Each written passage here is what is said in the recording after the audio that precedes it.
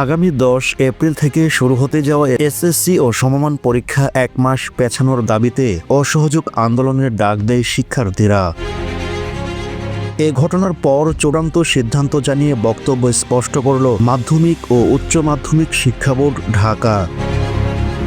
সংশ্লিষ্টদের দাবি, শিক্ষার্থীদের এ দাবি সম্পূর্ণ অযৌক্তিক বলে মনে করে শিক্ষা বোর্ডের কর্মকর্তারা। তারা জানায় পরীক্ষা পেছানোর কোনো সুযোগ নেই। ইতোমধ্যে জুন মাসের এইচএসসি পরীক্ষার রুটিন প্রকাশ করা হয়। এ পরীক্ষা শেষ হবার সাথে সাথে এইচএসসি পরীক্ষা শুরু করা হবে। বৃহস্পতিবার 3 এপ্রিল বিকেলে আন্তঃশিক্ষা বোর্ডের পরীক্ষা নিয়ন্ত্রকের সমন্বয়ক ও ঢাকা শিক্ষা বোর্ডের পরীক্ষা নিয়ন্ত্রক অধ্যাপক এস.এম. কামাল উদ্দিন হায়দার গণমাধ্যমকে বলেন, ইতোমধ্যেই পরীক্ষার সব প্রস্তুতি সম্পন্ন করা হয়, সব কেন্দ্রে পরীক্ষার সরঞ্জামাদি পাঠানো হয়। এই মুহূর্তে পরীক্ষা পেছানোর কোনো সুযোগ নেই।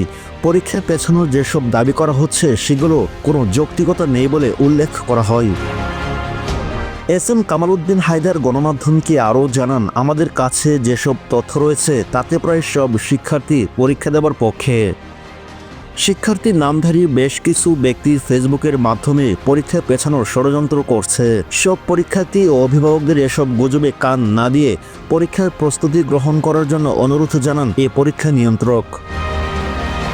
উল্লেখ্য, ফেসবুকে একটি গ্রুপ খুলে পরীক্ষা পেছানো সহ 2 দফা দাবি তুলে ধরে একদল শিক্ষার্থী। তাদের দাবিগুলো হলো পরীক্ষা 1 মাস পেছানো এবং পরীক্ষায় 3 থেকে 4 দিন বন্ধ দেওয়া। তারা দাবির কারণ হিসেবে উল্লেখ করেন, রমজান মাসে রোজা রেখে ভালোভাবে পরীক্ষার প্রস্তুতি নেওয়া সম্ভব হয়নি।